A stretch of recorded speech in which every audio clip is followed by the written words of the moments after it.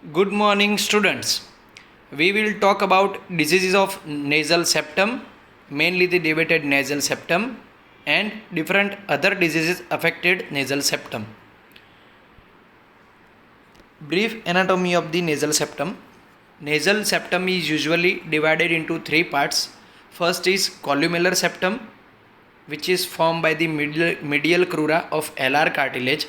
Second is membranous septum, and third is septum proper, which is made up of perpendicular plate of ethmoid bone, vomer, and septal cartilage, that is quadrilateral cartilage. Here in this slide you can see the initial part which is formed by medial crura of the alar cartilage, that will form the columellar septum, followed by that is small gap which will be formed by only membrane without skin, that is known as membranous septum, followed by septum proper.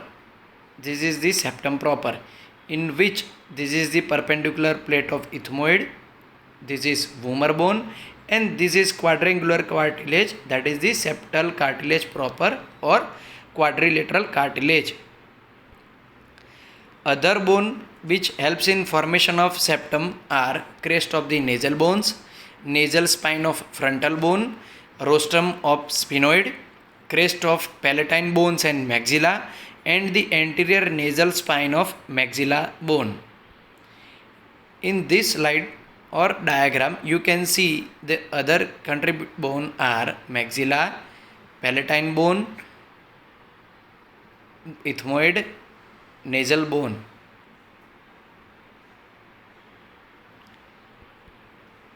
Usually septum provides support to the tip and dorsum of the nose, and its abnormality can cause the external facial disfigurement. Septum is attached to the anterior nasal spine and may get dislocated due to the trauma. So here this is the anterior nasal spine, and whenever patient has a blow from below or from the side, that can deviate the septum or dislocate, that can cause the dislocation of the septum from inferiorly or laterally. Usually alar cartilage also helps in formation of upper or anterior one third of the quadrilateral cartilage. So whenever there is deviation of the nasal septum interiorly, that can also associated with the external facial disfigurement or external nose deviation. Now the main disease affected nasal septum is deviated nasal septum. The main causes are accidental trauma, trauma during the vaginal delivery during birth, developmental error. There will be unequal growth between the hard palate and skull base, which can lead to the deviated nasal septum. In mouth breathers like adenoid hypertrophy, septum is deviated and palate is high arched. Adenoid hypertrophy is usually seen in children. Cleft lip and cleft palate are developmental abnormality of palate and lip, in which there is malformation of lip and palate. In these cases, there is also associated deviated nasal septum. Usually males are more affected than females, and deviated nasal septum is more common in Caucasian than Negroes. When there is mass in nasal cavity, see if there is a mass in right nasal cavity, it will cause the deviation of septum towards left side from this nasal mass due to the pressure effect. If there is a deviated mass in left nasal cavity, it will cause the deviation of nose to the right side. There are different types of deviation: anterior dislocation, C-shaped deformity, S-shaped deformity, spurs, and thickening. There are other classification for deviation of nasal septum. One is bony or cartilaginous, anterior deviation or posterior deviation, horizontal or vertical deviation, superior or inferior deviation. In bony deviation, there will be deviation of perpendicular plate of ethmoid or vomer bone. In cartilaginous deviation, there will be deviation of this part. Bony deviation will affect this part. Anterior deviation will affect this part. Posterior deviation will affect this part. Superior deviation will affect this part, and inferior deviation will affect this part.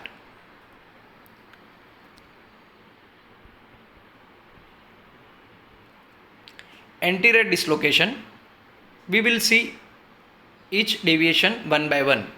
In anterior dislocation, there will be the deviation of the most anterior part of the quadrilateral cartilage.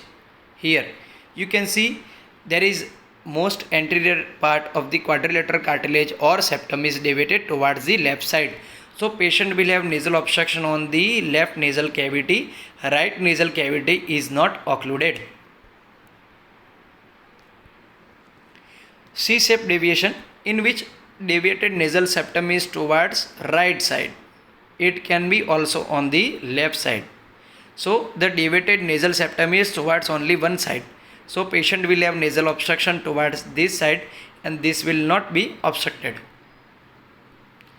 S-shaped deviation, here you can see anterior deviation is towards left side and posterior deviation is towards right side. So patient will have S-shaped DNS and patient will have bilateral nasal obstruction. In C-shaped deviation, patient will have only unilateral nasal obstruction. Spur. Spur is sharp lateral projection usually located at the junction of the bone and cartilaginous septum. Spur is usually located at this level, at the junction of the bone and cartilage. They are sharp lateral projection over the lateral wall of nose. This is the septum and this is the lateral wall. So they are sharp projection, as you can see in this diagram, and touching the lateral wall of nose. Thickened septum. Fifth is thickened septum, in which there will be thickening of the septum due to the deposition of tissue. Now the clinical features. Deviated nasal septum usually causes nasal obstruction, can be unilateral or bilateral. Unilateral in C shape and spur, bilateral in S shape or thickened septum. High superior deviation can cause more symptom because we have already seen in physiology of nose lecture that our flow of inspiration usually passes from middle and superior turbinate of nose, between the middle and superior turbinate of nose and septum. So whenever there is high or superior deviation over the septum, that will cause more nasal obstruction. Cottle test used in nasal obstruction to rule out the nasal valve abnormality. Here cheek is withdrawn laterally. If the nasal airway improves, it is suggestive of abnormality of the vestibular component of the nasal valve. Here you can see that the examiner will ask the patient to stand still or sit position, and examiner will retract the cheek with his two fingers laterally, and that will improve the nasal airway on the right side as seen in the slide. That is suggestive of that there is abnormality of the nasal valve but not the nasal septum. So you will need to correct the nasal valve deformity. Spur compressing the inferior or middle turbinate, means on the lateral wall of the nose, can cause the headache. Epistaxis. Sharp spur has exposed blood vessel over the septum, and that blood vessel can cause bleeding due to the trauma. Here you can see the blood vessel here in the red lines. So whenever there is trauma over the sharp spur, this blood vessel can cause epistaxis. This sharp spur, when impinging on the inferior turbinate, that can also cause the headache. external deformity of the nose is usually associated with cartilage deviation of nose. Hyposmia or anosmia can occur whenever air current of the smell will not go up to the cribriform plate due to the high superior deviation. Middle ear infection can occur whenever there is ischiation tube obstruction from the posterior deviation of the nasal septum and there is obstruction of the bilateral ischiation tube or unilateral ischiation tube opening. In this CT scan diagram, you can see that there is deviation towards the left side and there is this sharp nasal spur touching the lateral wall of the nose. So there is also the collection in the maxillary sinus. Here the triangular sinus is maxillary sinus, this is right and this is left maxillary sinus. So this sharp spur will cause the pressure over the uncinate process and that will cause obstruction of the middle meatus or the maxillary sinus opening.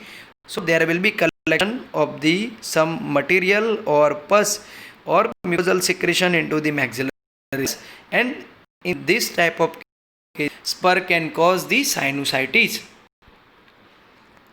So what is the treatment? We can diagnose the deviated nasal septum by doing the routine nasal cavity examination and nasal endoscopy and by the CT scan. The treatment is usually done by two surgery. One is septoplasty and another surgery is submucosal resection operation.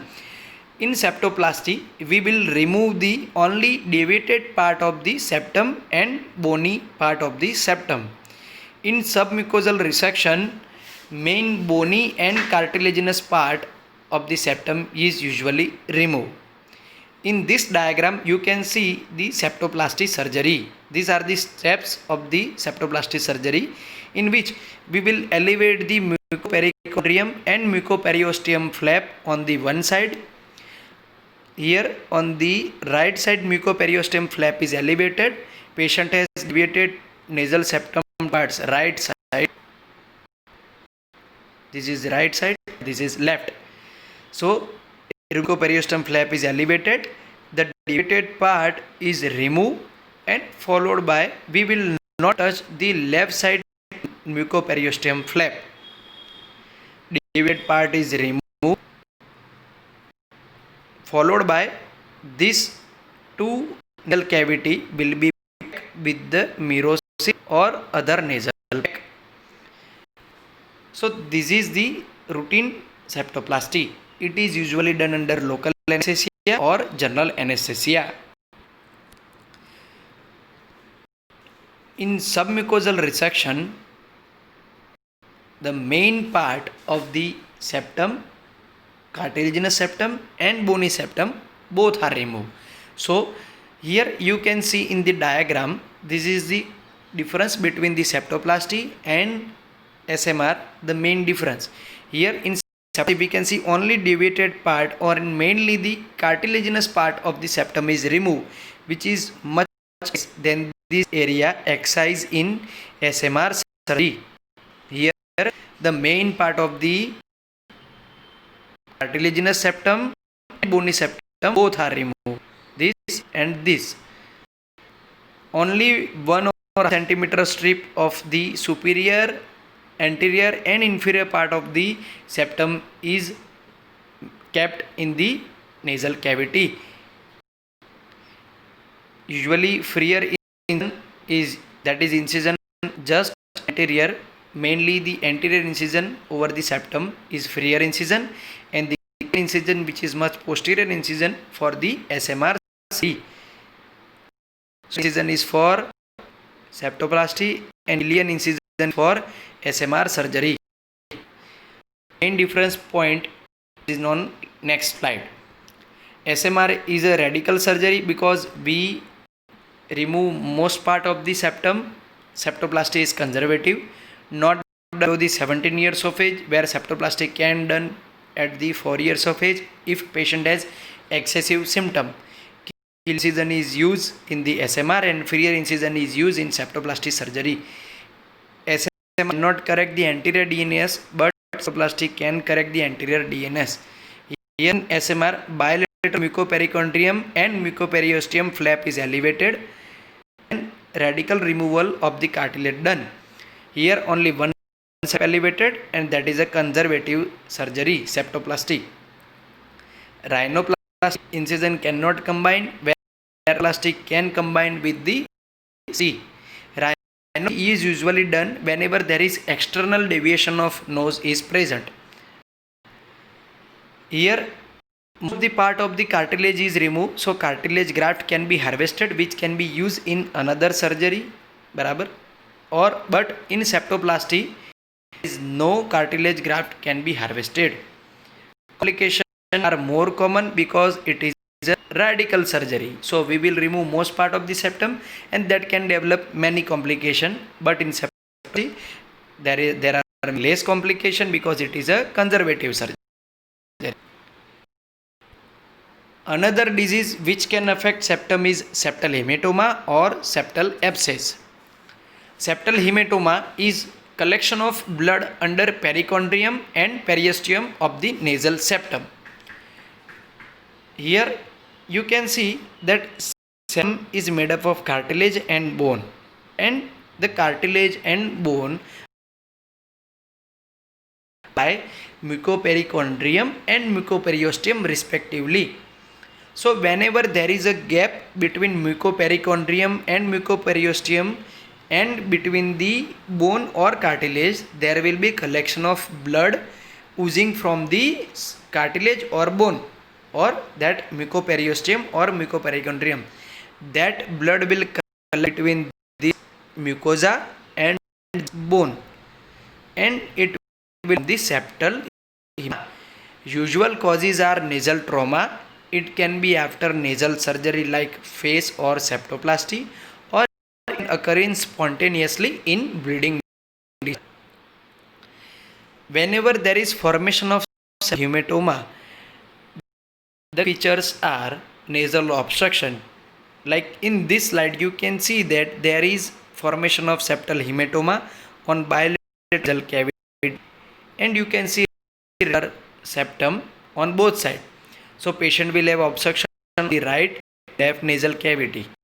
There will be obstruction of over this region. So will have heaviness over the bridge, and that can be a frontal headache also. You can diagnose this disease by routine examination with anterior nasal cavity examination with nasal thadicum and the CT scan. Here you can see the sinus, and this is the septum. There is colored by color, that is septal hematoma or blood in the nasal septum. Treatment is whenever there is small or very less collection, we can remove by wide bore needle drainage. We can insert a 80 needle into this septum hematoma, and after puncturing it, we can suction out all the blood. If there is large hematoma or there is higher collection of blood into the nasal septum, we will put an incision local, and we will drain the hematoma, and after that we will pack nasal cavity with the nasal pack, so that there will be no recollection of the hematoma in the nasal septum, and both two sides of the mucoperichondrium will attach with each other, and there will be no recollection. In this type of cases, you should give injectable so that not develop septal hematoma from septal abscess from the septal hematoma. Incision and drainage of septal hematoma can be done under local anesthesia or general anesthesia. Septal abscess. It is usually secondary to septal hematoma whenever there is collection of blood which is infected by any bacterial organism that will cause the abscess collection in the septal hematoma. Usually Rarely it can follow after the furuncle of the nose. It may occur after the typhoid or measles. Symptoms are bilateral nasal obstruction with pain because of abscess formation. Patient can have fever and chills and headache. Skin over the nose will be red and swollen. Submandibular lymph node can be enlarged because of abscess formation. Treatment is whenever you diagnose a patient with septal abscess, patient will be admitted in the ENT ward and antibiotic will be started. Patient can be given painkillers to decrease the inflammation and to relieve the pain. Second main treatment is incision and drainage of the abscess. It is usually done under general anesthesia because it is a very painful procedure and it should be done repeatedly to remove the pus from the local site. Complication of the septal abscess are septal cartilage necrosis. So whenever there is formation of septal abscess, it can cause necrosis of the bone or cartilaginous part of the septum, and that will cause the deformity. Here you can see patient's nose press and this normal part nose, that is known as saddle nose deformity. The anterior most part of the village is necrose. It will cause tip deformity. This can cause the septal perforation also, which we will see in later slides. Whenever this septal abscess infection can transmit up to the cribriform plate, and from that it can transmit up to the meninges and cavernous sinus and can develop meningitis and cavernous sinus thrombosis. But this complication very rare now because of we can give in higher injectable antibiotic and patient can have relief early. Another disease which affect the septum is septal perforation. Septum is perforated through and through from the right nasal cavity to left nasal cavity or left nasal cavity to right nasal cavity, connecting the both nasal cavity with each other. In this diagram you can see that patient septum is perforated by this black hole, that is septal perforation. Here nasal cavity connected with left nasal cavity. Main causes are trauma over the nasal septum during the surgery like septoplasty, or cauterization of the nasal septum for epistaxis of the patient, or it is rarely seen in patient of habitual nose picking. Pathological perforation occur after disease affecting the nasal septum. Disease affecting nasal septum are septal abscess, nasal myiasis, rhinolith or neglected foreign body causing pressure necrosis. Rhinolith is formation of a